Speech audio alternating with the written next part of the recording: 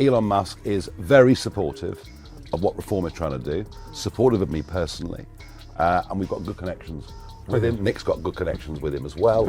I'm convinced that if we can show that politics can change Britain for the better, then we can face the future with confidence. Are you Nigel Farage in disguise? The question that left Keir Starmer visibly shaken on live television. GB News' Christopher Hope delivered this devastating blow just as Starmer was trying to distance himself from Farage's policies. In an astonishing moment of political contradiction, Britain's Prime Minister accidentally confirmed he's pursuing the exact same defence spending targets as the man he was simultaneously attacking. If you've ever wondered whether our politicians actually believe what they say, this video provides a crystal clear answer. Before we move on, I'd like to ask you a small favour. If you appreciate this content, please take a second to like this video and subscribe to the channel. Over 98% of you watch the videos without subscribing. It costs you nothing, but it makes a huge difference to us. So, did you click the subscribe button? Great. Thank you so much. Now back to the video. Upset Donald Trump. We have to be an ally to Donald Trump. And allies, does that mean... Allies don't betray. Allies don't betray the military. TV station, there's no national newspaper. Belgium is not a nation, and maybe that's why you're happy to sign up to a higher European level. Picture this. A political leader who spent months attacking his opponent's policies is now implementing those exact same policies. We're not talking about vague similarities or general alignment. We're looking at Sir Keir Starmer adopting Nigel Farage's defence spending plan down to the precise percentages and timeline. Let's examine the evidence. Starmer recently announced his government would increase defence spending to 2.5% of GDP by 2027, and then push it to 3% by 2030.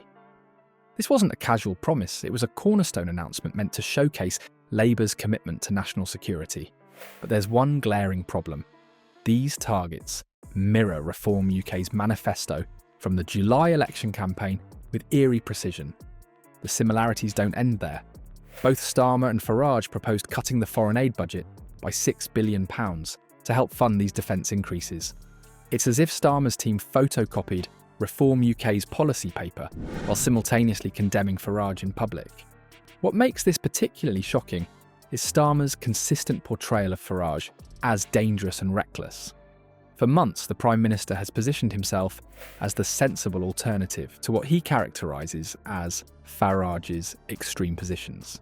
Yet behind closed doors, it seems Starmer's team was carefully studying Reform UK's defence strategy and preparing to implement it themselves. In doing so, not just do the right thing, but maybe mend some fences between this government and the incoming... is obvious, but border security is equally obvious in my view, and that's why I've said we are committed to bringing down immigration. This political sleight of hand might have gone unnoticed if not for veteran political journalist Christopher Hope.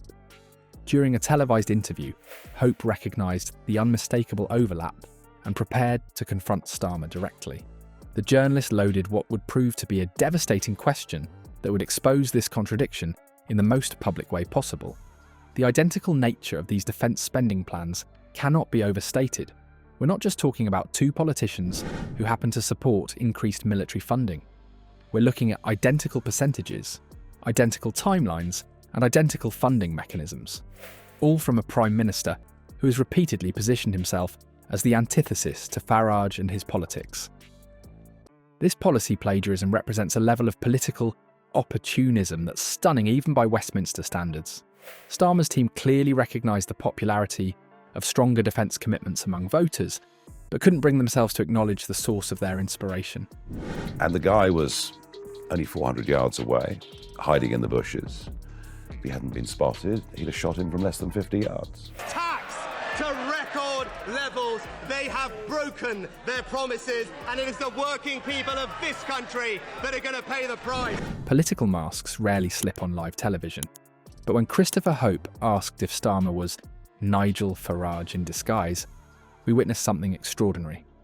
Instead of addressing the policy overlap, Starmer's immediate pivot revealed a vulnerability that no amount of media training could conceal. Hope's question wasn't just clever journalism, it was a perfectly executed trap. By framing the question in such a provocative way, Hope forced Starmer into a corner where any answer would be problematic.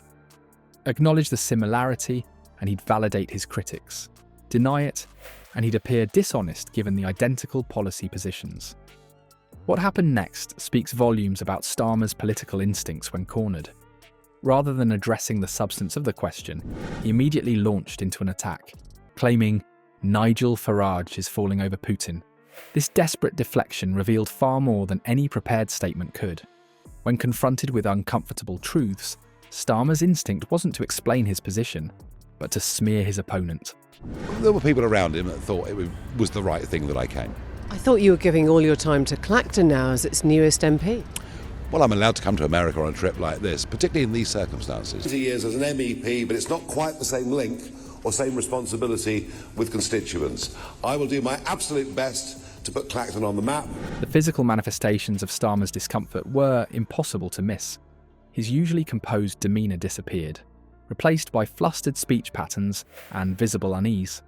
Body language experts often note that non-verbal cues reveal our true thoughts when our words attempt to hide them, and Starmer's body betrayed his awareness of the contradiction he was trying to conceal. Perhaps most telling was Starmer's clumsy attempt to reframe the conversation entirely. When pressed on policy similarities, he pivoted to vague platitudes about patriotism, claiming he'd taken this with only one thing in mind, and that is the citizens of this country, for whom I am responsible. This transparent attempt to wrap himself in the flag, rather than address the specific question, highlighted the weakness of his position. Farage's response to the exchange was particularly revealing. Appearing on GB News afterwards, he dismissed Starmer's claims as complete and utter TSH, and noted that Starmer seemed terribly upset and really scared of me. So what on earth do you do if you're him? And what effect does that have on your confidence? I will defend our decisions in the budget all day long. I will defend facing up to the harsh light of fiscal reality. Farage went further, suggesting Starmer's odd response demonstrated he didn't know what his real priorities were. A damning assessment of a Prime Minister's clarity of purpose. What we've witnessed is more than just a moment of political awkwardness. It's a revealing glimpse into the fundamental contradiction at the heart of Starmer's leadership. Political analysts have highlighted a serious credibility problem. How can a leader publicly vilify someone while simultaneously adopting their policy playbook? This defence spending saga raises profound questions about authenticity in British politics. But give us in a few years' time the kind of government we need to turn round the decline in this country. Don't just think Elon or Nick Candy are going to save us. By choosing to levy the tax on employers, it's then up to employers to find ways to absorb however they can. That's just disingenuous. Well, You will know. When the cameras stop rolling, what we're left with is a troubling pattern. Starmer condemns populist figures to secure establishment approval, while quietly implementing those same populist policies when they poll well with voters. This calculated doublespeak creates a concerning precedent where public rhetoric and actual governance become entirely disconnected. The most disturbing question isn't about defence spending at all. It's about what other Farage-inspired policies might soon appear in Labour's agenda, carefully repackaged and presented as Starmer's own innovative thinking. As this pattern continues, voters are left wondering, does authentic leadership still exist in British politics? Or have we entered an era where political substance takes a backseat to performative opposition?